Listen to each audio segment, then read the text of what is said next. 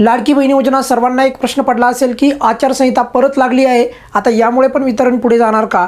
कारण की आताच्या आचारसंहितेमुळे ऑलरेडीच आचारसंहिता दोनदा एक्सटेंड झालेली, 3 डिसेंबरहून 21 डिसेंबरपर्यंत, आणि त्याच्यामध्येच आता नवीन आचारसंहिता पण आलेली आहे. नवीन आचारसंहिता जी आहे वाढलेली आहे आणि नवीन तारीख पण वाढलेली आहे. त्याच्यामुळे मग आता नवीन आचारसंहिता का आली आहे ते पण आपण समजून घेऊयात. यामुळे वितरणावर विलंब होऊ शकतो का या संदर्भात पण आपण याच व्हिडिओमध्ये अगदी कमी शब्दामध्ये सांगणार आहे मी.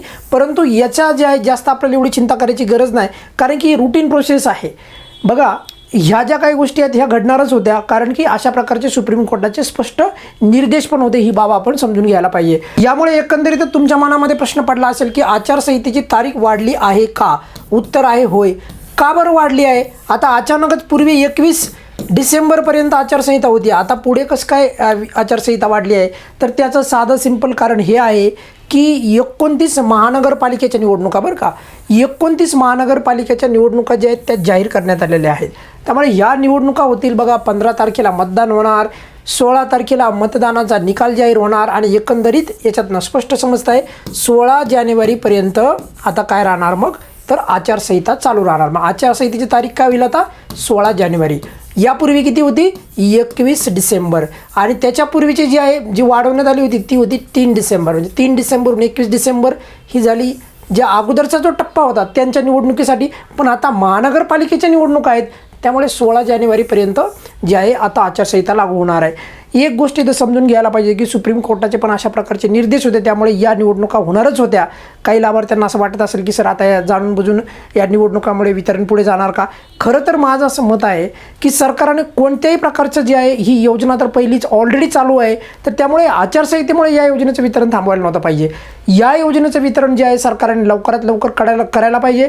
त्याचं कारण साधं सिंपल असं आहे की मग वितरणाला प्रचंड विलंब होणार आहे, आणि यामुळे एकंदरीत जे आहे लाडक्या बहिणींच्या मनामध्ये जे आहे संभ्रमाची स्थिती निर्माण होत आहे. त्यामुळे सरकारने लवकरात लवकर जे आहे या हप्त्याचं वितरण, म्हणजे जो नोव्हेंबरचा हप्ता आणि डिसेंबरचा हप्ता, खरं तर दोन्ही हप्त्याचं वितरण आता पटकन करायला पाहिजे. डिसेंबर पण संपून गेलेला आहे. त्यामुळे एकंदरीत जे हे चित्र जे आहे हे तुम्हाला समजावं त्यासाठी हा खास करून व्हिडिओ होता. प्रचंड लाभार्थ्यांनी काल विचारलं की सर परत आचारसंहिता लागू झालेली आहे. काही लाभार्थ्यांना माहीतच नाही की मुद्दामून तारीख वाढवली का काय, तर नाही, महानगरपालिकेच्या निवडणुका जाहीर झालेल्या आहेत त्याच्यामुळे आचारसंहितेची डेट वाढलेली आहे.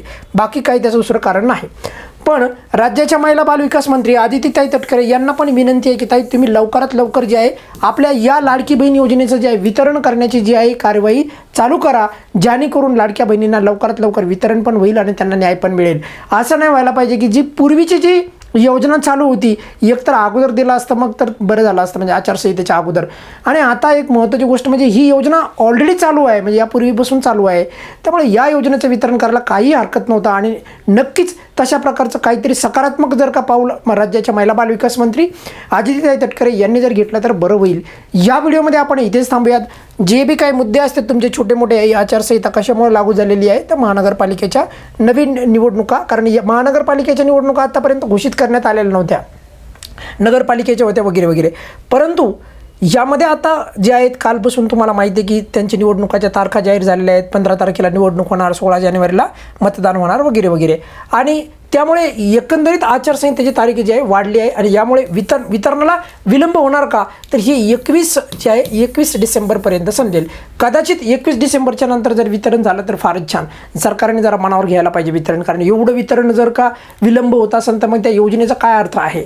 त्यामुळे आपण नक्कीच या बाजूने आपण बोलणारच आहोत. पण तुर्तास तरी तुमच्या मनामधला सर्व प्रश्न जो आहे त्या प्रश्नाचं उत्तर, जे बी काही छोटे मोठे प्रश्न असतात ते क्लिअर केलेले आहेत. या व्हिडिओमध्ये आपण इथेच थांबूयात. काही अडचण असेल तर व्हिडिओच्या खाली कमेंट्समध्ये विचारू शकता. धन्यवाद.